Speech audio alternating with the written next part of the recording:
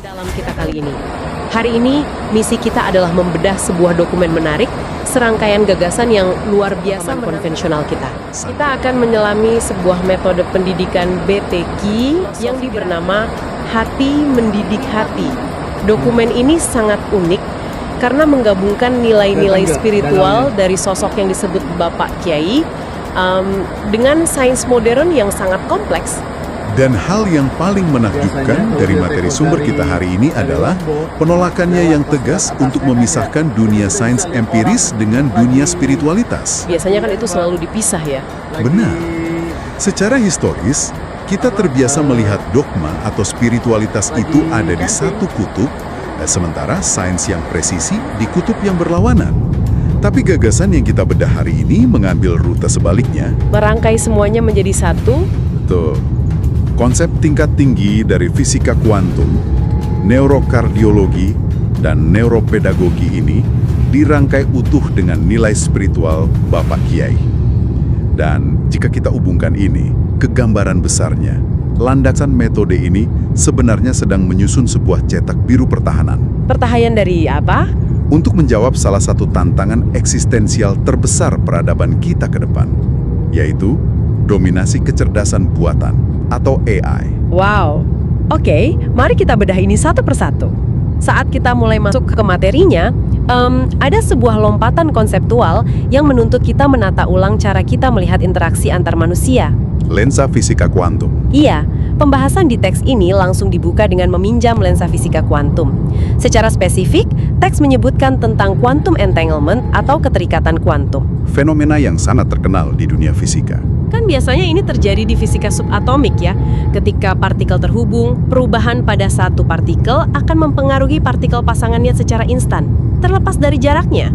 Meskipun di ujung galaksi yang berbeda. Tepat.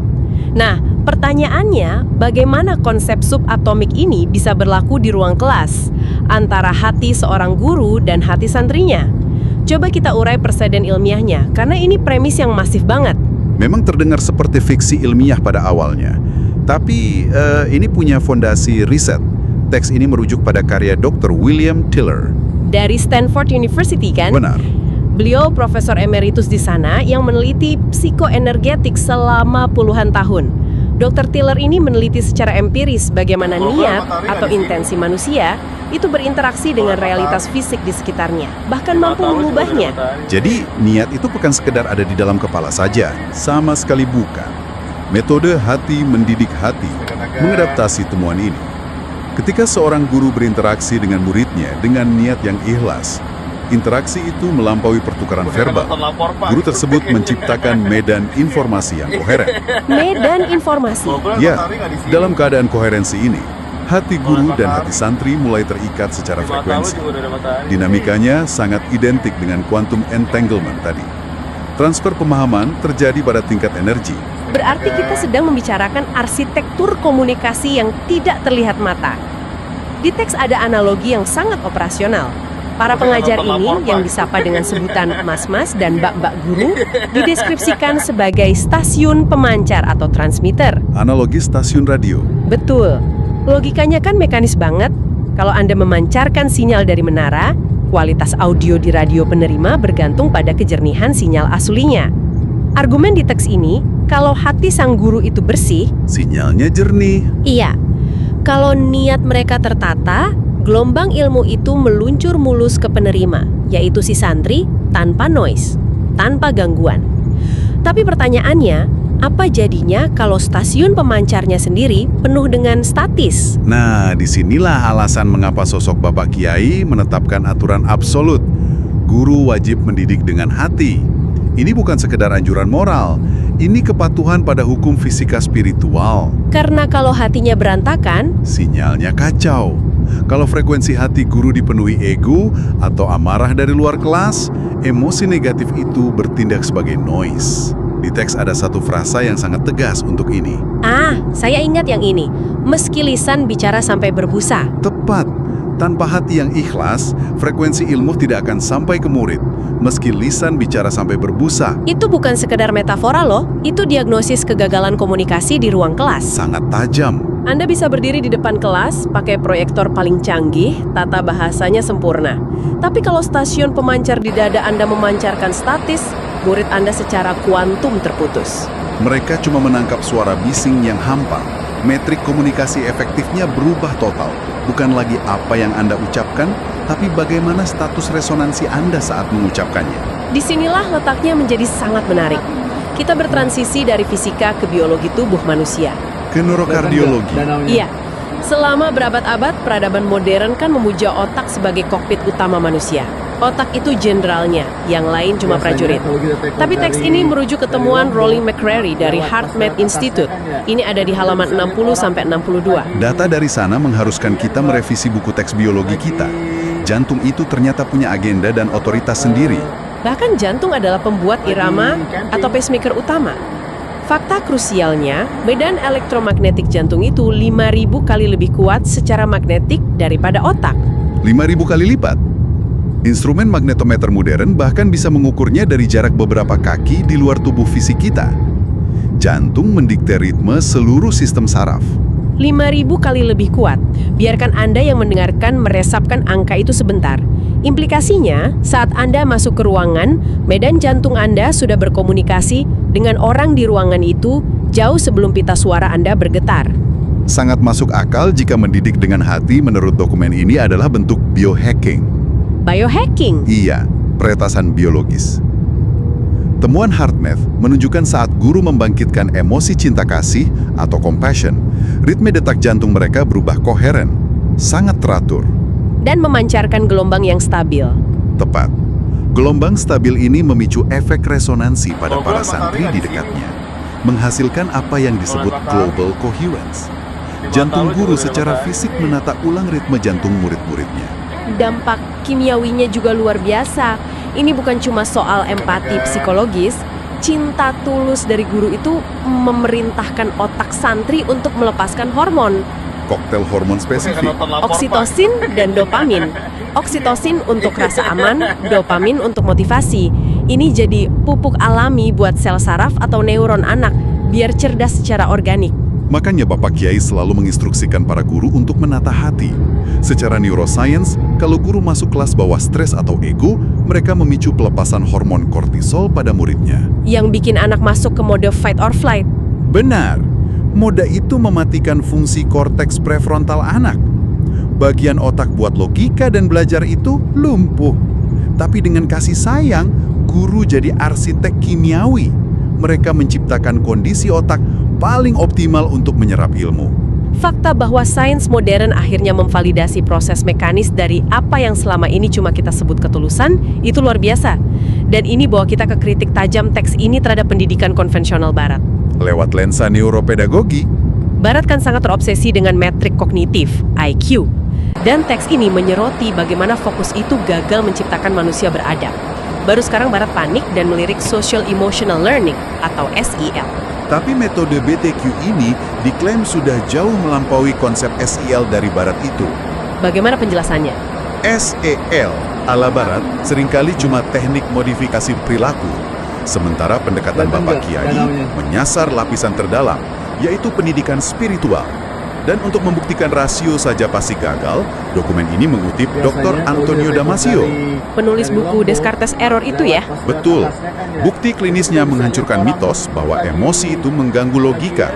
Pasien Damasio yang area otak pemproses emosinya rusak, jadi murni rasional tanpa emosi, justru terbukti nggak bisa membuat keputusan yang bermoral atau menguntungkan.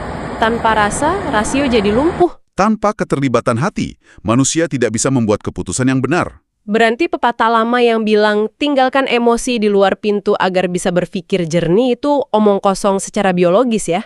Sangat bertentangan dengan sains. Ada analogi indah dari teks ini soal itu.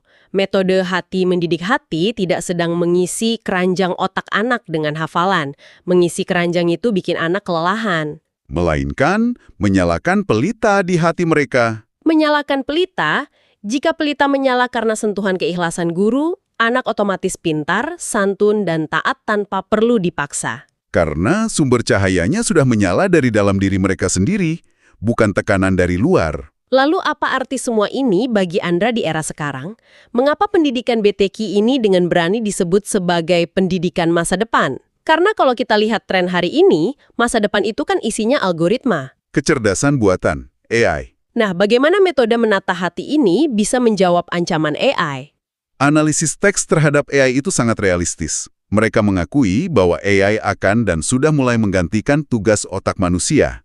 AI unggul di tugas kognitif, komputasi, hafalan. Kalau kita cuma melatih anak untuk menghafal, mereka pasti kalah sama mesin. Pasti kalah. Tapi ada satu yang AI tidak punya. AI tidak punya hati. Mesin tidak punya apa yang disebut dalam teks sebagai kolbun salim. Hati yang bersih dan selamat? Betul. Hati yang terkalibrasi dengan Sang Pencipta.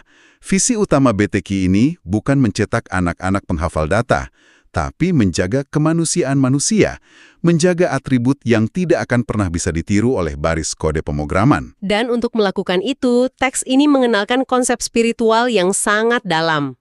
Kontak Fatihah. Ini adalah jaringan energi rohani yang esensial. Sambungan rohani kepada sang mursyid untuk mentransfer cahaya. Pengetahuan bisa didapat dari buku, tapi cahaya pemahaman sejati mengalir melalui kontak Fatihah ini, turun dari sang mursyid lewat guru ke hati santri. Tanpa sambungan ini, transfer ilmunya jadi kering. Istilah-istilah di teks ini unik dan sangat pas. Mereka nggak menyebut BTQ ini sekolah biasa, melainkan laboratorium jiwa. Dan para gurunya diangkat statusnya. Menjadi insinyur hati. Mereka bukan sekedar tenaga pengajar.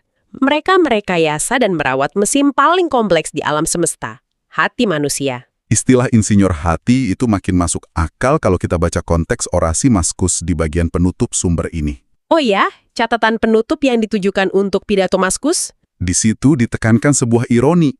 Ilmuwan barat seperti Tiller, McCarthy, dan Damasio butuh ratusan tahun dan jutaan dolar untuk membuktikan bahwa hati adalah kunci. Menghabiskan dana riset jutaan dolar cuma untuk menemukan kebenaran sederhana itu. Tepat. Sementara barat masih sibuk mengukur data, Bapak Kiai memberikannya secara cuma-cuma melalui metode BTQ. Tujuannya sangat visioner, membangun peradaban generasi yang selamat di dunia dan di akhirat. Jadi, mari kita rangkum perjalanan penelusuran kita hari ini. Sains yang rumit, fisika kuantum, neurokardiologi, neuropedagogi, ternyata secara empiris memvalidasi pendekatan spiritual yang sangat sederhana dan mendalam. Bahwa mendidik harus dengan hati. Betul. Dan kami mengajak Anda yang mendengarkan untuk merefleksikan cara berinteraksi sehari-hari. Apakah Anda di kantor, di rumah, apakah Anda hanya mentransfer informasi, atau Anda sadar bahwa Anda sedang memancarkan frekuensi hati? Itu poin yang krusial. Dan ini membawa kita pada satu pemikiran provokatif untuk penutup.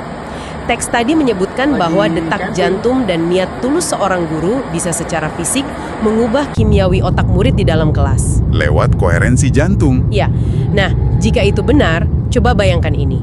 Bagaimana jika emosi yang tidak terucapkan dan niat tersembunyi yang Anda bawa setiap hari, saat ini sedang secara diam-diam meretas biologi setiap orang yang berpapasan dengan Anda?